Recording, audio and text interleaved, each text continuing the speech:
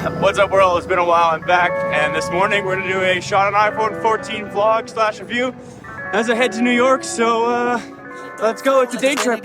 Every time that I be down, then I be running to you. It's ironic that I'm scared, but I'm calling you boo. Please don't ghost me, love me, hug me, hold me, see me, grow me. I see whole thing, bragging, boasting. To all of my working on my pride, I've been working on my pride. Yeah. I've been really scared, but then really trying. Yeah. What's up, world? I'm back in New York again, and you're probably wondering why I'm here. It's for an Apple event, which starts in about 4 hours, so gotta kill that time. So we're gonna test out this iPhone and see what we can do with it. Stick around and find out. I guess all I will say so far is I was up at 5:40 a.m., as you likely noticed. I'm using the phone for a few hours, watching or listening to podcasts, vintage Vergecast to kind of get into an iPad mood. And just a lot of traveling, a little bit of threes, and I literally ate through 40% of my battery already. So I had to do a little top up on the Uber driving into the city, and now we're here. So let's go try and find some things to take photos of. Without planning this at all, I just finished my A-roll, and I think this is the Brooklyn Bridge, so we'll go there. Love, pray you stay around me forever and never leave me. We gon' get together forever, I know you need me. It ain't hard to love you, I promise that shit is easy. I can see the future so vivid, I think it's 3D. Stay the night forever and ever, I think I'm needy. Being my reflection, my mirror, I know you see me, need me, easy. Hug me, love me, trust me, love me, love me.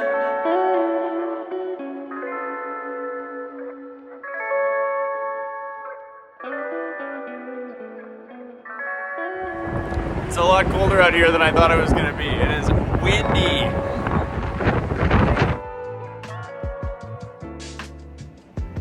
All right, I'm on my way to grab lunch because I just got off the bridge, and the last thing I want to talk about before we do that is the camera, which has been so far so good. But this year I've tested a lot of cameras, and you know, OnePlus is a little further behind, Samsung is neck and neck, maybe even a little further ahead, and Google is pretty neck and neck too. So why would you pick up an iPhone camera compared to all those competitions? Well, it's probably because of the Apple ecosystem, and the iPhone camera is good for video.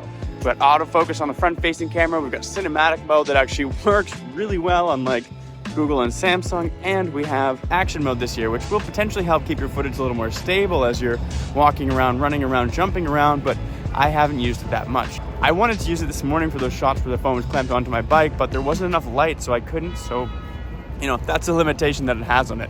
But it's not a system seller, you know? Like I was mentioning off the top, it's just being the Apple ecosystem. The fact that I can shoot an entire video on here, probably airdrop it to my Mac in less than 10 minutes and start editing it is a huge boon compared to an Android phone where moving files is just a pain. And recording video natively through apps like Instagram and Snapchat can be hit and miss on Android. So when it comes to iPhone, it's consistent and it's built up by a pretty good ecosystem. And I mean, look at it. This whole video was shot on iPhone. It's not bad at all. It's great even. I can tell you my problems, meditating my silence. But I keep pushing my pen, rotating my stylus. Brokenness feeling like sin, now no breath, low dollar. Used to be left on red, now all the girls go holler. Alright, let's talk about this screen and battery problem. I need peace to borrow, get that shit right back tomorrow. Somehow all the fans go bravo, smile so much to hide my sorrows. Faith is shaky in vibrato. I can't hold a frown too long. I can't stay down too long. Look, running from pain, running from strain, running from things, running from... So I've been using pro level iPhone since the iPhone 12 Pro, so 12 Pro, 13 Pro, and now 14 Pro, not the Maxes, just the regular Pros.